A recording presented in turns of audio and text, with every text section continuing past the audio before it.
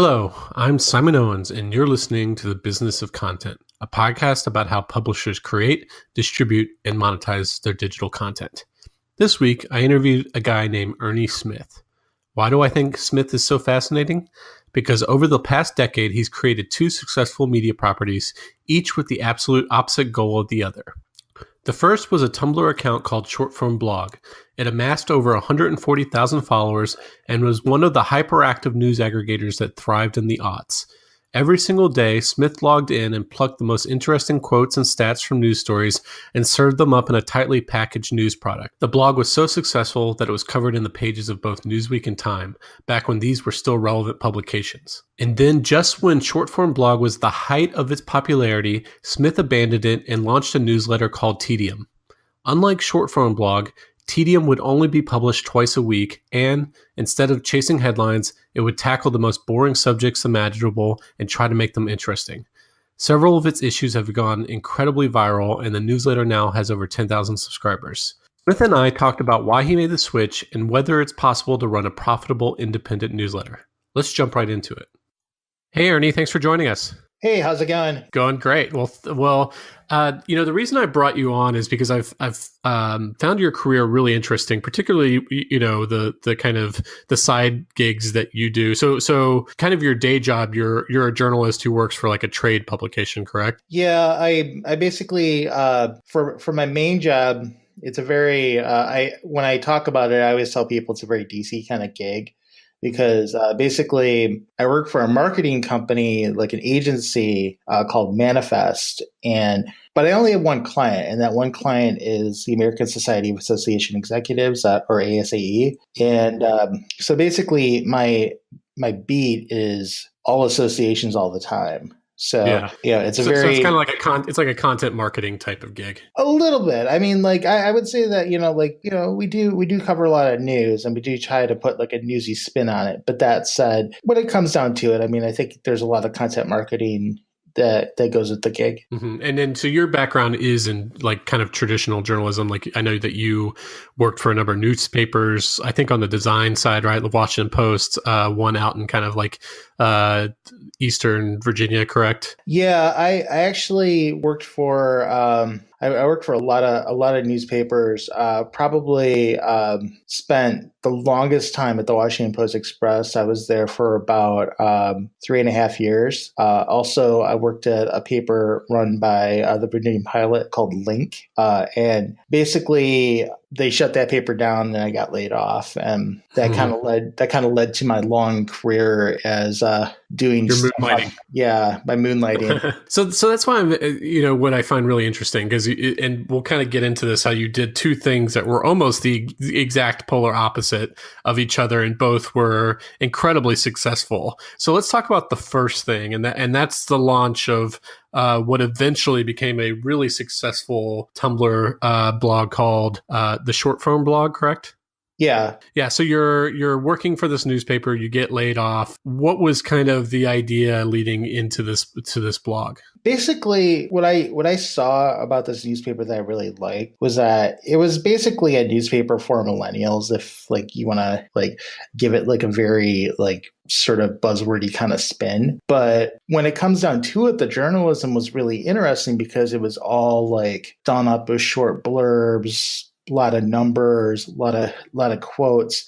There wasn't really a lot of prose going on. And what was really great about that was that I was, as a designer, like I had to think about ways to like lay out this content so that it would tell a story using these alternative story forms versus like just like plopping in, like huge bars of text. And I thought that idea was brilliant and was really amazing. And it really disappointed me when the owners of the Pilot, Landmark, they ended up shutting down the paper.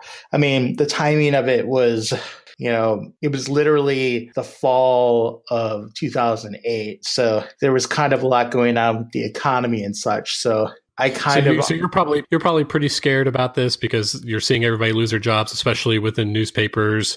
And were you thinking like, I need to figure out something that keeps my skills sharp and also markets my own brand and stuff like that? Yeah. I mean, I wasn't sure. I wasn't sure what the next gig would be. Like, part of it was that I wasn't sure if I really wanted to leave the area that I was living in at the time, which was Norfolk, Virginia. And the other part of it was that I knew that with newspapers you have to, I think this has changed, but back then it was really an environment of, if you want a different job, you kind of have to move to a different city. And that has sort of changed as more stuff has gone online, and you've sort of seen like the center of the universe, like basically be New York and DC.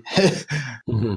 But I think that a big part of it, though, is that this thing shut down, and I really loved the idea, and I thought it would be, very important for my own sake, as well as just as far as what I was accustomed to really keep this idea alive. So I basically decided, well, I'm going to build a blog that kind of borrows the same concepts. And that became ShortFormBlog. I was laid off about a week and a half before the end of 2008. And I launched that site January 1st of 2009. Mm-hmm. And it was very much of this time when you saw these rise of these blogs, like, the Daily What, and a lot of these like within the next few years, you would see everything from dose.com to even a few years later, like circa 2011, 2012, the rise of Upworthy. It was kind of really catching the early part of this curve of aggregation. So what was kind of like, what were the examples of what the short form blog was in terms of like what you were posting on a daily basis?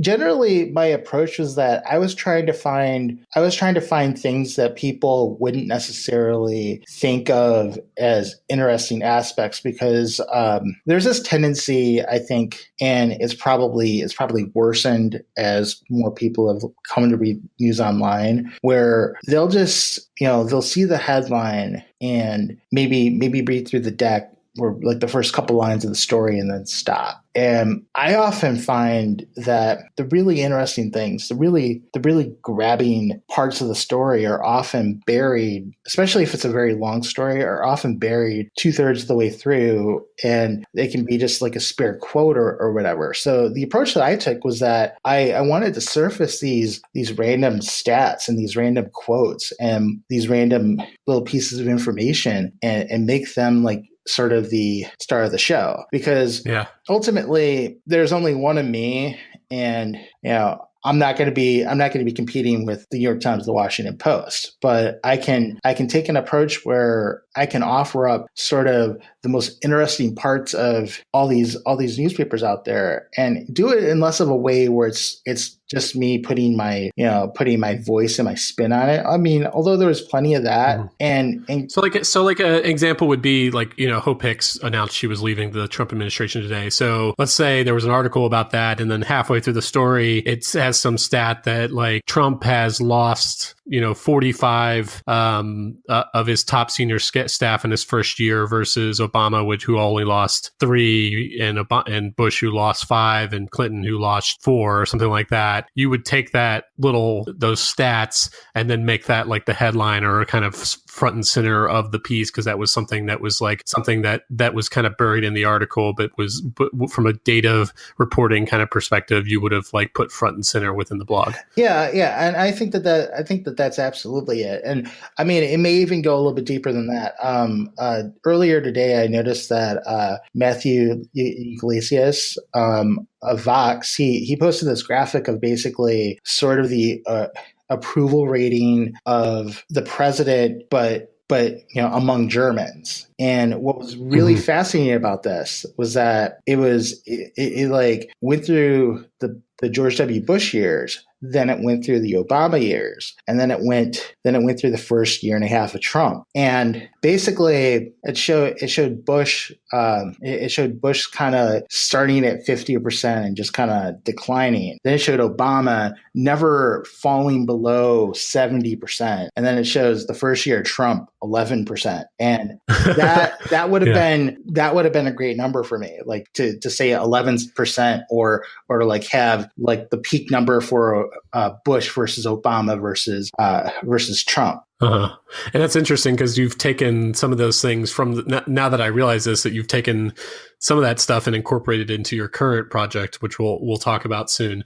So you launched this Tumblr blog. It's kind of like Twitter before there's Twitter, in the sense of like it's just very high metabolism. Twitter now does that, where they'll pull out an interesting quote or an interesting factoid or stat, or someone will zoom in or do a screen capture of like a paragraph of an article that's really like got some really pertinent and colorful description, or you know what I'm talking about. Yeah. Like you see this on Twitter every day. So you were sort of doing that at that kind of metabolism before. Well, Twitter existed back then, but before, it was obviously not as mainstream as it is today. And you chose Tumblr. Like you might have had a non-Tumblr version, but it seems like the Tumblr version was what really took off, right? Yeah, I actually started on WordPress, and I did that for the first year and a half or so, and then one day I had a reader basically comment and was just like, this would do really, really well on Tumblr. And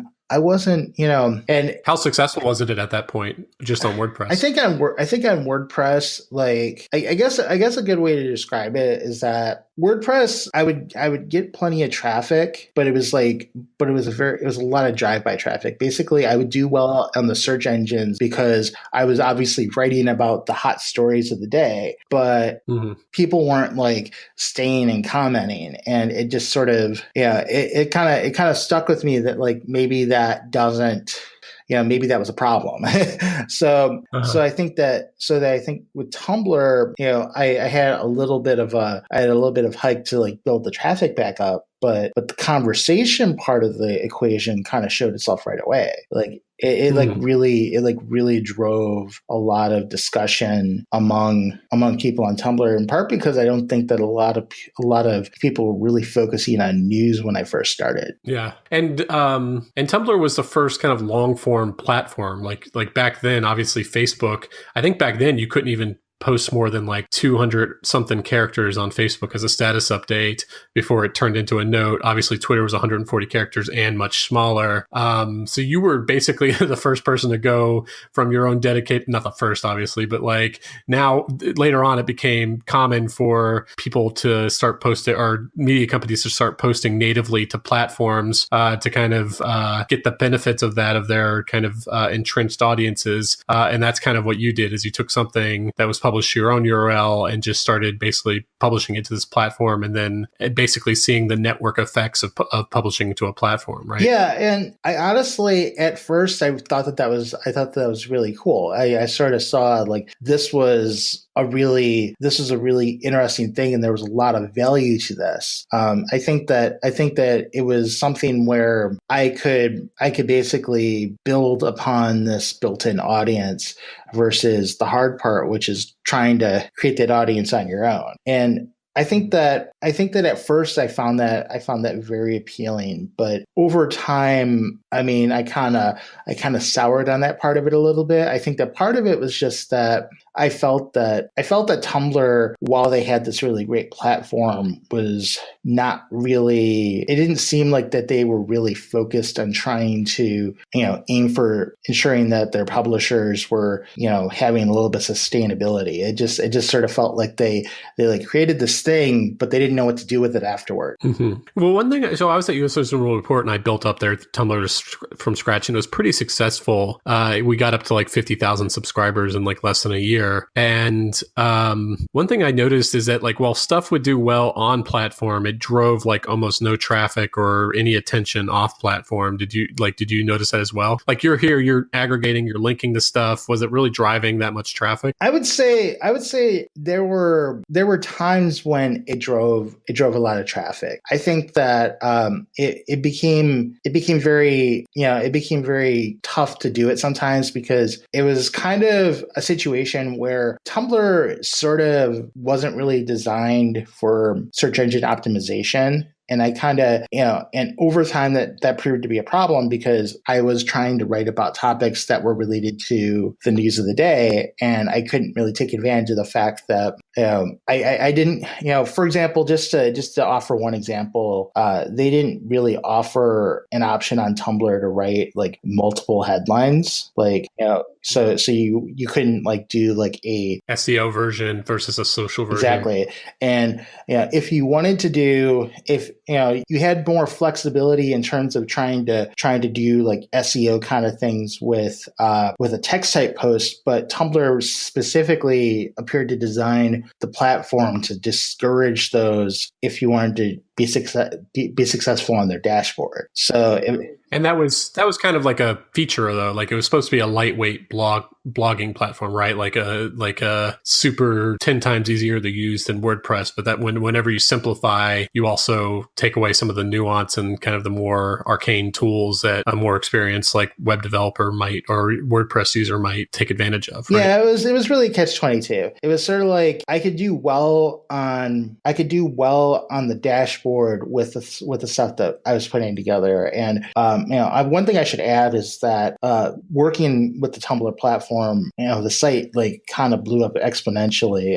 By the time I was done with it, I had something like 160,000 followers, and I had a number of people actually writing for the site for a time, which some of them have like gone on to other gigs and such. But it was one of the, and you were like named by like Time Magazine and all these others, and they're like best blog lists and stuff like that. Yeah, it was interesting because it was sort of like this critically acclaimed thing, and it was just like me, like between like the time that I woke up and the time I went to work, like just kind of like going crazy on the site and just writing up a bunch of stuff and scheduling it out, or if like there was like something breaking, I would try to get a couple of updates up real quick to see, to kind of keep up with it. But it was one of those things where the structure of it, because it was so unstructured in a way, like not like the news cycle, it was very unpredictable. It was kind of it ended up being very tough to keep up with it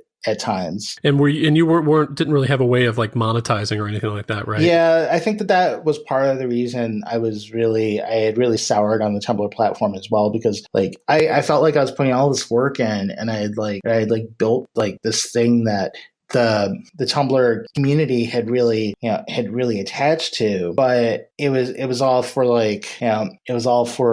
the reblogs basically. It wasn't like it was for the sort of attention and it was for the fake internet points that mean nothing. Exactly. And it was like something where my option at that point was really, okay, I can keep doing this and like sort of use it as a way to, get another job, or, I could see if like somebody would be interested in doing like a more serious partnership with it.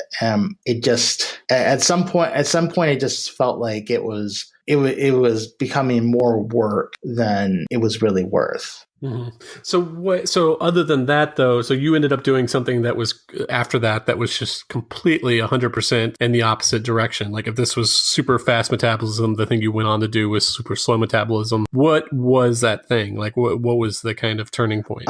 Basically I was in this position where I had really soured on the idea of doing something for a platform. I had really kind of, I had really been stressed out by the fact that like I had to basically write this thing at all times, and like it would keep me up very late at night sometimes just trying to do it. And on top of that, I didn't feel like I could stop, like I could take a break from it. And so what I ended up like looking at was, well, can I structure something creatively that kind of fulfills like a lot of the same things without sort of taking over / ruining my life, that I can kind of take a break from if I need to every once in a while. And that got me thinking even further, sort of like, what if I tried to build something that sort of broke all the rules of what was considered a good published site, so all the best, it's something that went against all the best practices, at least at that time when you launched it, which was like circa like 2013, 2014, when we were still in kind of the grips of traffic scale. Yeah, right? it was around the end of 2014 when I really started thinking about this idea.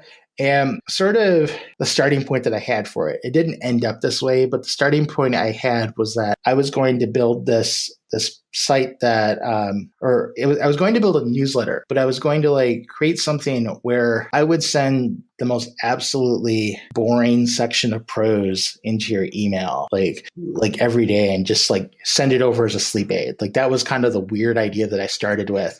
So I would find like these very, these very long, 10,000 word, treatises on, the state of federal geology investment or something like that, which obviously, was a weird place to go. But I think that what it ended up with was that I liked the idea of trying to find things that were off the beaten path, that like basically were intentionally not on the news cycle, that intentionally were quote unquote boring. Not necessarily that they were boring, but they were perceived to be boring. Yeah, you would take something that somebody didn't really spend much time thinking about and make them interesting. So like one of the examples, I think you did a story on mattresses, which like who cares about mattresses? But obviously there's this like amazing industry where it's just like huge, you think there's all these different choices, but they're owned by all these huge conglomerates and they have these like super high profit margins, and why are they so overpriced? And then you have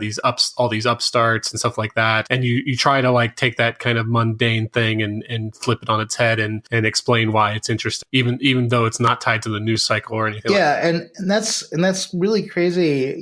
That was kind of my first like really big one that like kind of drew attention. I basically wrote this piece where I just like was like, all these startup mattress companies are just showing up, and I don't understand this phenomenon. I don't understand why they're everywhere. So I like wrote a headline that was basically hipster mattresses, why? And I had a lot of visceral reaction to the headline itself, but it was also like, it was a great way to sort of like look into it. And one of the things that I did, which was sort of a thought experiment, was I went on to Alibaba and I looked to see like if you could like source like the various parts that you would need to like build a foam mattress and like put it and like crush it down so it fit into a little box that you can mail to people, and like how much that would cost. It was a weird place to go with it, but I think that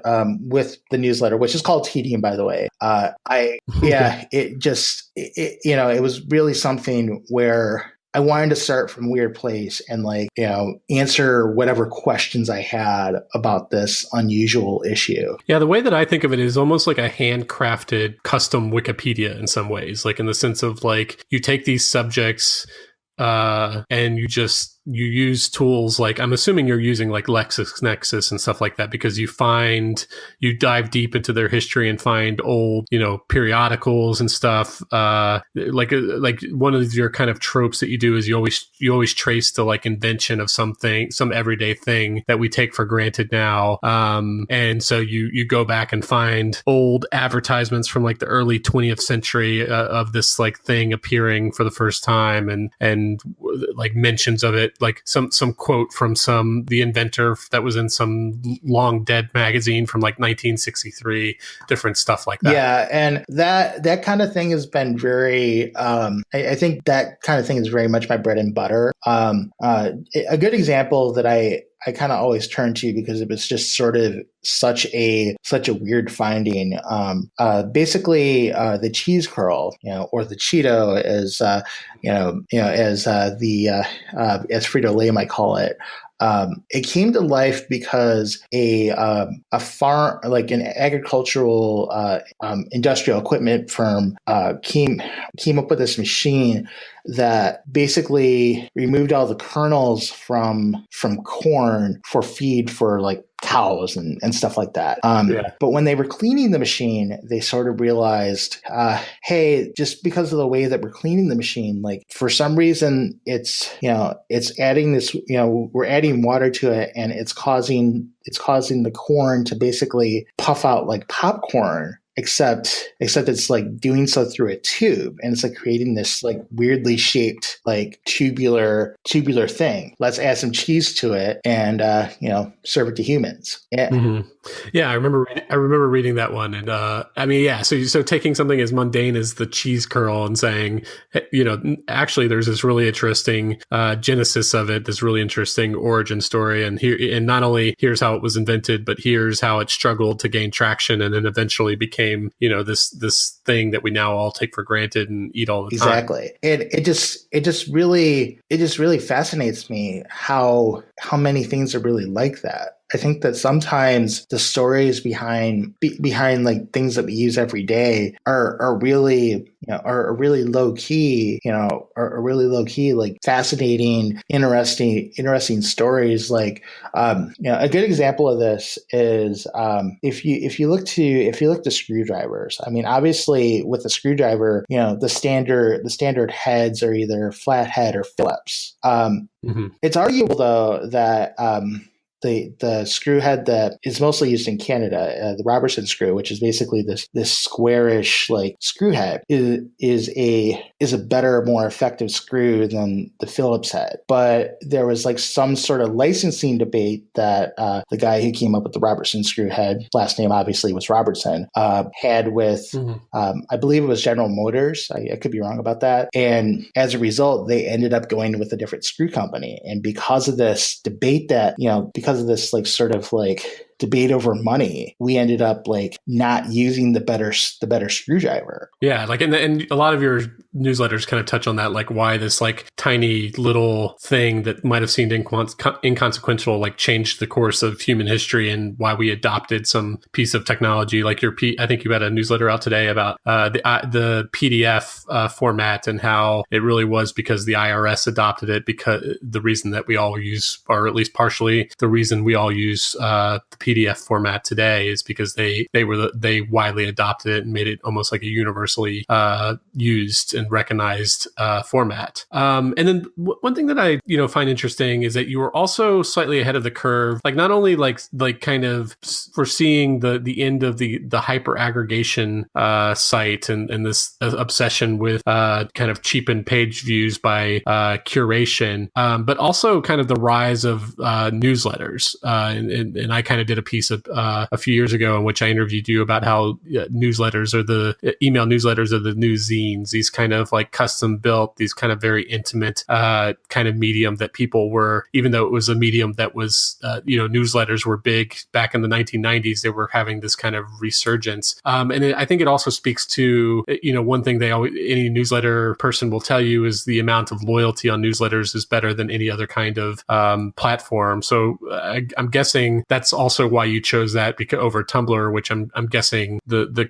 followers there, even though you had a lot of them, were a little bit more ephemeral. Yeah, it was sort of a situation by the end of ShortFormBlog where I guess a good way to describe it was that I would have these followers who were barely into the idea, and they would see me write about something, and I think that it was one of those things where they were almost looking for like an argument. They were almost looking for a political debate. And obviously that wasn't how I got started with that. Like I didn't get into writing about the news just to like have nonstop political debates. Like I got into this in 2009 because I really wanted to like highlight this way of storytelling that I thought was really interesting and cutting edge. And it sort of felt like by the end of it, like that was getting lost a little bit because I had built up this audience, and they sort of decided, well, we don't necessarily want that. And I think that with email newsletters, it's sort of like, if you're not really into it, unsubscribe. I mean, that's, I kind of created this very obtuse, difficult thing on purpose because when I started doing it, like I was trying to shed the audience. I was trying to do it like with like a very, very small audience and to see where it got. And it just happened to turn out that this thing started to build up an audience too. Yeah. So despite calling it the dull side of the internet and trying to kind of forego an audience, it's to actually become quite popular? How was that? I think that there were a couple things that I did that I think were really effective. One of them is that I started seeking out syndications like with other websites. I basically tried to find ones that were very much a match for my audience. So stuff like Atlas Obscura and Neatorama were a couple of examples. I have a relationship with the Vice motherboard site, where they syndicate a couple of my pieces. Like usually I tend to do one tech piece and one not tech piece a week, and they usually pick up the tech piece. And as a result, like I kind of have the situation where people who aren't necessarily like looking to find an independent publisher to read stuff from, like people that might be into that might subscribe to like say Vox sentences or something like that. They might just stumble upon something that I've written because I've syndicated a lot of places, and that sort of built up the audience organically. And I think it was partly that. I mean, I think that there definitely has been a degree of word of mouth, but I think it's a situation where because I was working on a smaller scale, I had a lot of opportunity to just kind of to kind of decide like here's how I want to share this with the world. And I think another thing I'll point out as well is that because everything is off the news cycle, I can basically decide like how do I want to share this. I mean, like I can take a piece that I wrote a year ago, and if I so want to, I can throw it on Medium, and it will be as there's a good chance it'll be as read as it was when I first put it in the newsletter. Mm-hmm. And so you put it on syndication, and then I'm guessing there were like calls to actions within the article. So like Vice would run the article, and then somewhere within the article it would kind of have a call to action saying sign up for this newsletter here. And then occasionally, I'm guessing because you had this much larger platforms it was publishing to, occasionally the article would go viral, and then you'd see like a rush of signups. Yeah, I think that definitely that definitely was the case. The Cheese Curl article that I mentioned earlier, like that ended up going on Atlas Obscura, where I believe it did very well for them. I think it drew like a lot of I believe it drew a ton of shares on Facebook and such. And so what was the growth trajectory for subscribers for you? I think that was a mixture of things. Like right now I've kind of seen a bit of a surge in subscribers this week. For a completely random reason. I basically posted this tweet on Twitter that was just like a dumb joke. And yeah, I saw it. and it got I kid you not, it got something like 60,000 retweets. It was it's the craziest thing. But what I did was about 12 hours after I posted it, when it was clear that this thing was going to not go away for a while, I just put a reply on it and just said like, hey, outside of me like posting pictures of memes, I do this newsletter, and that that ended up drawing subscribers. But wow, I got to remember that in the future if I have a tweet going viral. It's a good tip, isn't it? Yeah. But I mean, I think the other thing though is that I try to find ways to just sort of let things grow organically. I try not to worry about the idea of like I have to hit like a certain mark of subscribers every single week. I think that gets away from the mission, and considering my how I felt about working on ShortFormBlog near the end, I really want to be careful about how I approach adding more to my workload or changing things based on what would drive more audience and more traffic. Mm-hmm. And so you told me that you hit like 1,000 subscribers in the first like 10 months. What was kind of the growth after that? Because it sped up, right? Yeah, it did speed up. And there were a couple of things that kind of played a factor in that. One of them was that I got a very brief mention on NPR's Planet Money. And that short mention, which is maybe less than a minute long, ended up leading to like a couple thousand subscribers in the span of a week. So so that was like a big jump. But, other than that, I mean, articles that I syndicated, like those like tended to lean towards steady growth. like those like you could sort of like say like, okay, well, if this like shows success with Atlas Obscura, or this shows success with Popular Mechanics, or any other site that I've syndicated with, like it'll draw people to the newsletter. And not everybody is going to stay on. I mean, like the stuff that I read about is too weird to guarantee that people are going to stick around more than like an issue or two. But the ones that do are going to get really into it. And as a result, like that's going to keep building an audience. Mm-hmm. And so what is like the long-term plan? Like, do you have like fantasies about quitting your job and doing this full time? Are you kind of worried about like, I mean, one thing that I always constantly worry about is like, as someone who's so reliant on platforms, is all of a sudden I put one wrong word in my newsletter and I'm in the spam box, unable to get out, or, different things like that, where you think that newsletter is like one of the few last democratized things that aren't like affected by, platforms. But like, I don't know, I get nervous sometimes being too reliant on it. I mean, I'm sort of the opposite. Like I sort of see it as like, okay, well, email is something where there's a lot of black magic that goes into it. Like, one thing that I do is I actually coded my own template. I did it from scratch. And I think that a lot of newsletter authors, they do not do that.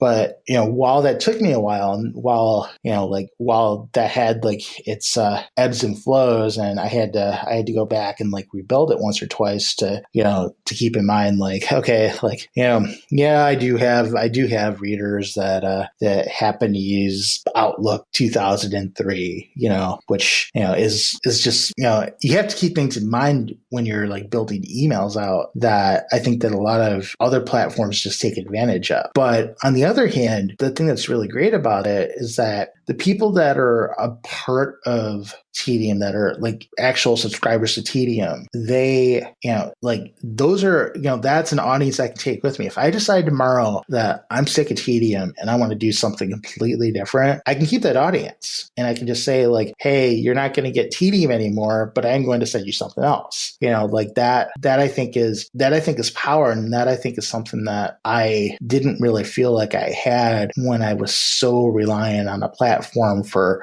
my audience. So you definitely monetize it, although correct me if I'm wrong, it's not like a huge revenue driver for you. You use like Patreon, but then you also have managed to find some advertisers and stuff like that. And I think you use a little bit of e-commerce. Is your goal, talk a little bit about that, and like what is your goal with that? Like, do you want to try to turn this into a thriving business, or are you just happy making enough money to pay for your hosting? I think that it's one of those things where it would be great to turn it into more of a business. I mean, it's certainly not a situation where it's a full-time job at this point, but I do think it's kind of in a place where if I were to keep at it and if I were to really push it, I could potentially do it. I think it's much closer than I ever got with ShortFormBlog. I think that while I don't have an advertiser in every issue, I have advertisers on enough of them that like I can use that money to pay for to pay for writers who occasionally want to chip in a piece, like, and that's something that I think is really important to me. Like I want to have, like if I'm going to have people like writing on it on top of me, like I want to be able to like say like, hey, I'm actually going to pay you for this. I don't want it to be a situation where like, you're just doing this because you think the site's cool. Like that's, like I've spent too much time in these weeds to know that like that isn't always a good situation. So I want to, so like I've been able to do that just because of sort of how I've plotted things out. Like I do mix in, like you said, I do some Patreon. I try to experiment with that a little bit. Like one thing that I do with that is I have like a tier that's like, it's like a $25 tier. And basically what I'll do is if you pay the $25 every month, I'll find some like incredibly weird stuff on Amazon, and I'll just send it to you. Like, it'll be related to content that I've written in the prior month. Like, I just saw a message on Twitter from somebody who got something in the mail from me today. It was a single of this song called "Surf and Bird" that we had written about. But the funny thing about it was he like took pictures of the packaging that Amazon put this vinyl single in. It's like this massive box with multiple layers and like a lot of like packaging, plastic packaging, like bubbles. And like when you like remove all that, like the record is like, tiny. It's like it's